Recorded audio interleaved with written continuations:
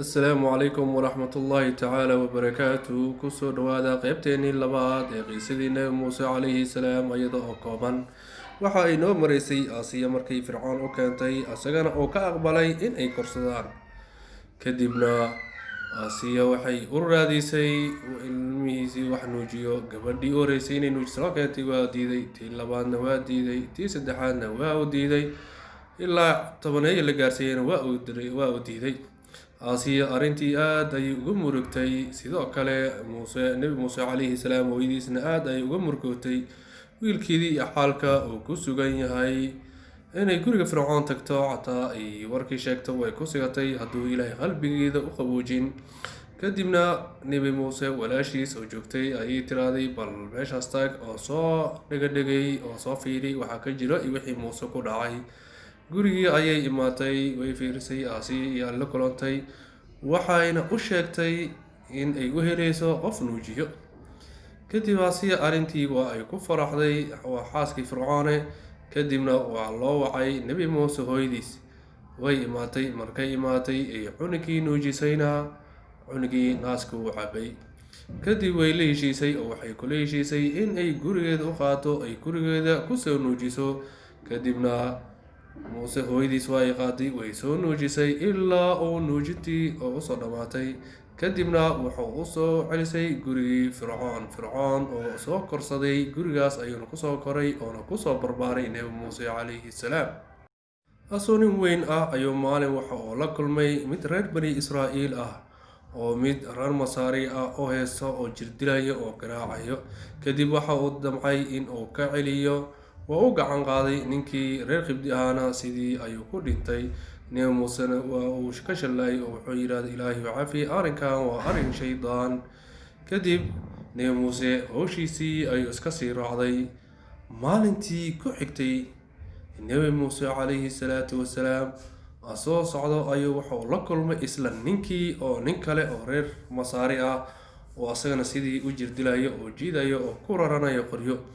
nebi muuse waxa uu damcay in uu ka celiyo ninkii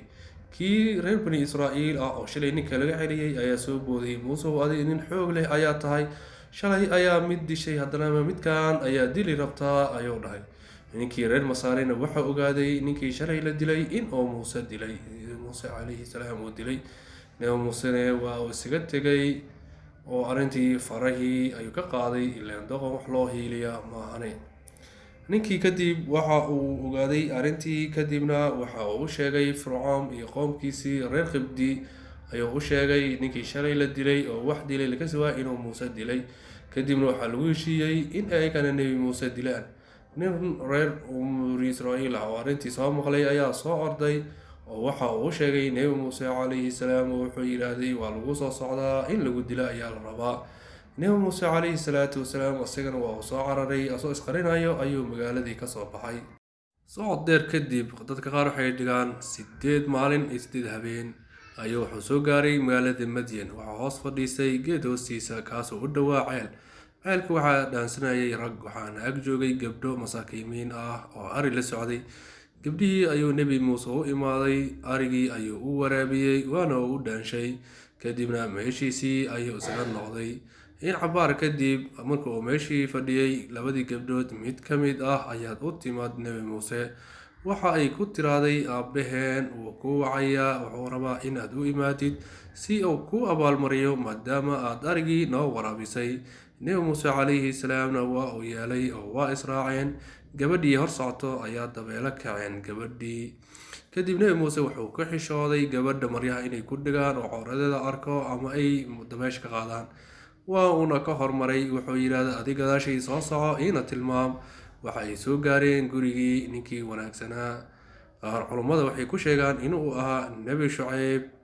kadib waxa uu yidhaahday arrintii uu soo maray iyo reer bani israa'iil iyo fircoon ayuu u sheekeeyey asagana wuxuu ugu jawaabay waa soo badbaaday meel amnina waa imaatay waxaan doonayaa in aad ila joogtid gabdhahayga mid ka mid ah ayaan kugu darayaa 8 sano ariga ii raac haddii aad 10 sano iga dhigtidna waa ay wanaagsanaa lahayd aniga kuma lurayo oo ku dhibi maayay ayuu yidhaahday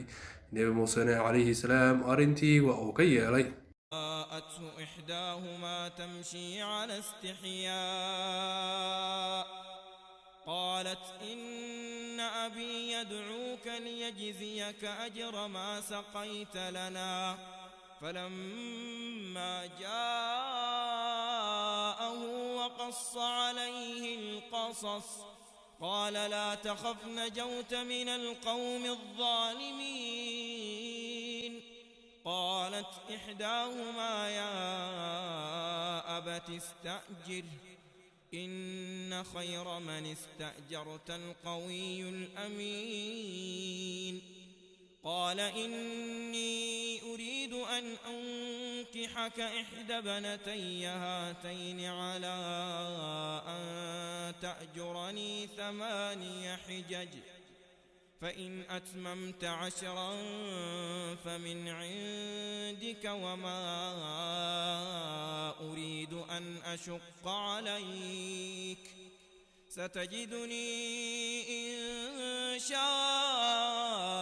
الله من الصالحين. قال ذلك بيني وبينك أيما الأجلين قضيت فلا عدوان علي والله على ما نقول وكيل.